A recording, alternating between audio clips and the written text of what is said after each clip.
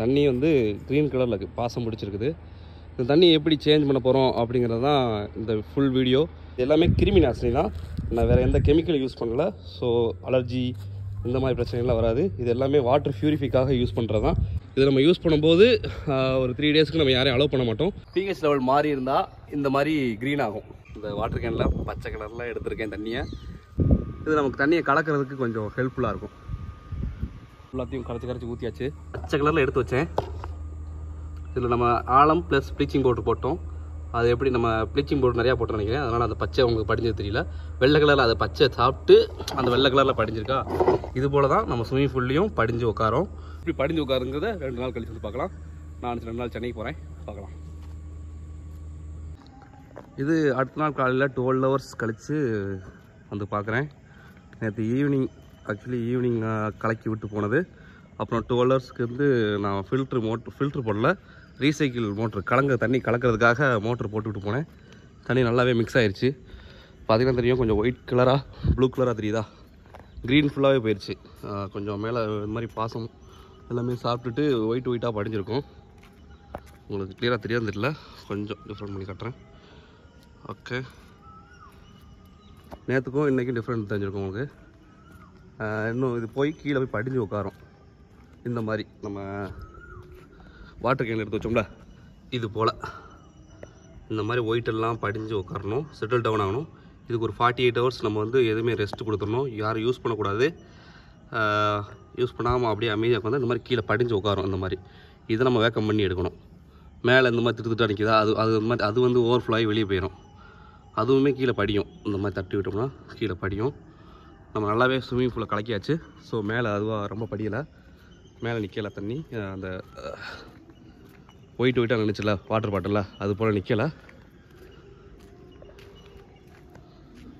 பார்த்தீங்கன்னா தெரியுது, கிட்டத்தட்ட ஒரு 3 ஃபீட்டுக்கு வந்து கிளியராக தெரியுது. அப்புறம் தெரியலை, லேண்ட் தெரியலை. இது செட்டில் டவுன் ஆகிறதுக்கு நம்ம ரெஸ்ட்டு விட்டுறணும். ஒரு 2 டேஸ் கழித்து வந்து பார்க்குறேன்.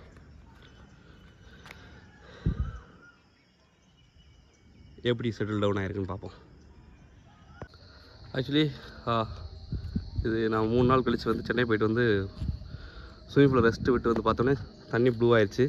கீழே படிஞ்சிருக்கு, ஒயிட்டாக படிஞ்சிருக்குது. அதை நம்ம வேக்கம் போட்டு எடுக்க போகிறோம். ஓகே, பச்சையாக இருந்தது ஃபுல்லாகவே ப்ளூ ஆயிடுச்சு. உங்களுக்கு தெரியும், பார்த்தா ஒயிட் அண்ட் ப்ளூவாக இருக்கும். க்ரீன் ஃபுல்லாகவே சாப்பிட்றோம். ஆக்சுவலி 2 நாள் ரெஸ்ட் விட்டால் 48 ஹவர்ஸ் விட்டால் போதும். நான் 3 நாள் சென்னைக்கு போனதுனால கொஞ்சம் லேட் ஆயிடுச்சு. இன்றைக்கி வேக்கம் போட்டுருவோம். மேலே அது தூசி இருக்கும், அதை எடுத்துட்டோம் நெட்டு வச்சு.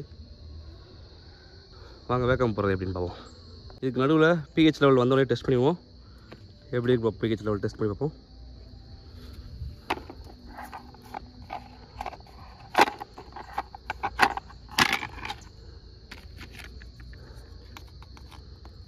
அன்றைக்கி டெஸ்ட் பண்ண தண்ணியோட வச்சிட்டேன் போல்.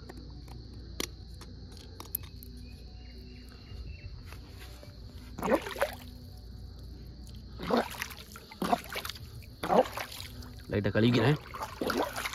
தண்ணி கொஞ்சம் அலசிக்கிட்டு கொஞ்சம் அடியில் இருந்து இருக்கணும்.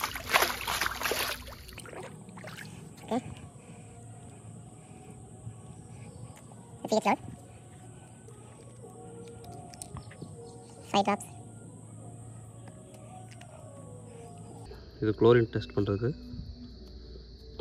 நம்ம ப்ளீச்சிங் பவுடர் நிறையா போட்டதுனால எப்படியும் குளோரின் அதிகமாக தான் இருக்கும். ஆனால் 3 நாளில் அந்த பவர் போயிடும்.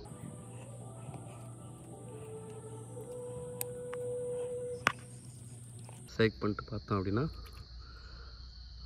pH லெவல் நல்லா குறைஞ்சிருக்குது. கலர் பார்த்திங்கன்னா தெரியும், அந்த 6.8 இருக்குது. குளோரின் லெவல் ஓகே, நார்மல் தான், ரொம்ப எல்லாம் அதிகமாக இல்லை. மேலே பார்த்திங்கன்னா தெரியும். ஓகே, ஃபோக்கஸ் ஆகலாம். ஓகே, கரெக்டாக இருக்குது. So success. நீ வேக்கம் போட்டு எடுத்து ஸ்விம்மிங் பூல் யூஸ் பண்ண ஆரம்பிக்கலாம். இப்போது வேக்கம் போட போகிறோம். அந்த வேக்கம் பம்ப்பு வந்து கீழே இருக்குது. இந்த பைப் மூலம், அந்த மோட்ரு மூலம் நமக்கு கீழே படிஞ்சிருக்கு. அந்த ஒயிட் கலரில் படிஞ்சிருக்கும். ஆனால் அந்த வாட்டர் பாட்டிலுக்கு அதை காட்டினா கீழே படிஞ்சிக்கலாம். அது ஃபுல்லாகவே வெளியே அவுட் பண்ணுவோம். தண்ணி இப்போ தான் ஓட்டினேன். ஸோ தண்ணி வரல. தண்ணி வராமே வேக்கம் அங்கிட்டும் இங்கிட்டும் நம்ம பூல் டெப்த்தை இந்த மாதிரி கயிறை வச்சு எங்கிட்டும் அங்கிட்டும் இழுத்துக்கிட்டு இருப்போம். இப்படி தான் ஸ்விம்மிங் பூல் க்ளீன் பண்ணுவோம். நான் சொன்னேன்ல இந்த மாதிரி ஒயிட்டாக வரும்னு சொன்னேன்ல, கீழே படிஞ்சிருக்கிறத நம்ம அவுட் பண்ணிடுவோம். இதை நம்ம ஃபில்டர் பண்ணுறது ரொம்ப கஷ்டமாயிரும். ஸோ இந்த மாதிரி ஒயிட்டாக இருக்கிறத அவுட் பண்ணிவிட்டு கீழே படிஞ்சிருக்கிறது அதை சக் பண்ணி இழுக்கிறோம். இதை வேக்கம் சொல்லுவோம். கீழே தெரியல கிட்டத்தட்ட இங்கே படிஞ்சிருக்கிறது ஃபுல்லாமே அவுட் ஆகி வருது. க்ரீன் கலராகவும் கொஞ்சம் ஒயிட்டாகவும் வரும் நான் ப்ளீச்சிங் போட்டதுனால. ஸோ இதே ஃபுல்லாக ஸ்விம்மிங் பூல் ஃபுல்லாகவே நம்ம அடிக்கணும். அடிச்சுட்டு கீழே படிஞ்சது ஃபுல்லாகவே அவுட் பண்ணிட்டோம் அப்படின்னா தண்ணி சூப்பராக க்ளியர் ஆயிரும். அப்புறம் நம்ம ஃபில்ட்ரேஷன் மோட்டர் மறுபடியும் ஆன் பண்ணிட்டோம் அப்படின்னா இன்னும் சூப்பராகிடும்.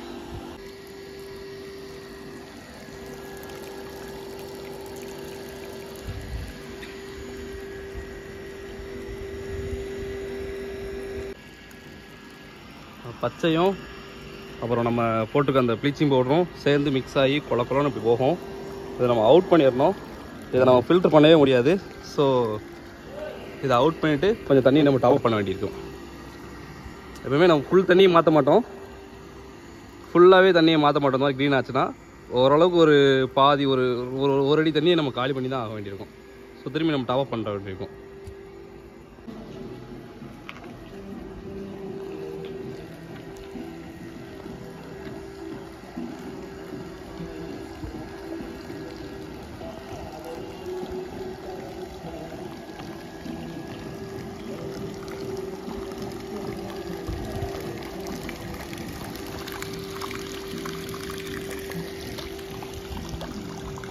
கிட்டத்தட்ட வேக்கம் போட்டு முடிச்சாச்சு. ஏன்னா கீழே கோடு தெரியலன்னு கேட்டிங்கன்னா இன்னும் ஃபில்ட்ரு ஓட்ட தான் நமக்கு தண்ணியோட ஃபில்ட்ரு ஆகி கிளியர் ஆகும். தண்ணியில் இருக்க பாசம் போயிடுச்சு, ப்ளூ ஆயிடுச்சு தண்ணி. இன்னும் ஃபில்ட்ரு தான் ஓட்டணும் கிளியர் பண்ணுறதுக்கு. ஸோ இனி நாளையிலேருந்து பிஹெச் லெவலும் குளோரின் லெவலும் கரெக்டாக இருக்குது. நாளையிலேருந்து இல்லை இன்றைக்கி ஈவினிங்லேருந்தே நான் ஸ்விமிங் பூல் ஓப்பன் பண்ணிடுவேன். மக்கள் யூஸ் பண்ணுறதுக்கு உகந்ததாக இருக்கும். நம்ம கிளியர் பண்ணுறதுக்கு இன்னும் 2 ஸ்டெப்ஸ் இருக்குது. இதுவே போதும்னு நினைக்கிறேன். இப்போது இது பார்த்திங்கன்னா இது எல்லாமே ஃபில்ட்ருக்குள்ளே இந்த தண்ணிக்குள்ளே இருந்த குப்பைகள். இந்த ஃபில்ட்ரு இங்கே ஒரு ஃபில்ட்ரு வச்சுருப்போம், இதில் வந்து ஸ்டோர் ஆகி நிற்கும். இது கடைசியாக இருக்கிறனால ஒன்றும் தெரியல. பார்க்கலாம், இது எல்லாமே இந்த ஃபில்ட்ருக்குள்ளே வந்து அடைஞ்ச குப்பைகள். எதுக்கு நம்ம காட்டன் ட்ரெஸ் யூஸ் பண்ணக்கூடாது, கேப் யூஸ் பண்ணணும் அப்படிங்கிறது பாருங்கள், சான்ஸ் பாருங்கள். காட்டன் ட்ரெஸ்ஸோட நூல், அப்புறம் லேடிஸோட ஹேரு எல்லாமே வந்து இங்கே மோட்ரு அடைக்கும். ஸோ அதனால தான் நம்ம கேப் யூஸ் பண்ணுங்கள், காட்டன் ட்ரெஸ் யூஸ் பண்ணாதீங்கிறதுக்கு இது ஒரு காரணம். இதுதான் முக்கிய காரணம் சொல்ல முடியாது, இதுவும் ஒரு காரணம். இது வந்து அடைக்கும். தூசி ஏதாவது இலை இருந்ததுன்னா உடனே எடுத்துடணும், இல்லைன்னா கீழே படிஞ்சுக்கிட்டு இந்த மாதிரி ஃபில்டர் வந்து அடைக்கும். இது எல்லாமே இப்போ க்ளீன் பண்ணும்போது கீழே அடியில் கிடந்தது. இன்னும் நிறையா கிடக்கு. இப்போ சரியாக எனக்கு விசிபிள் ஆகாமல் இருக்கிறதுனால குத்து மதிப்பாக எடுத்தோம். இந்த மறுபடியும் 2 டேஸ் கழிச்சு மறுபடியும் இன்னொரு வேக்கம் போடணும்.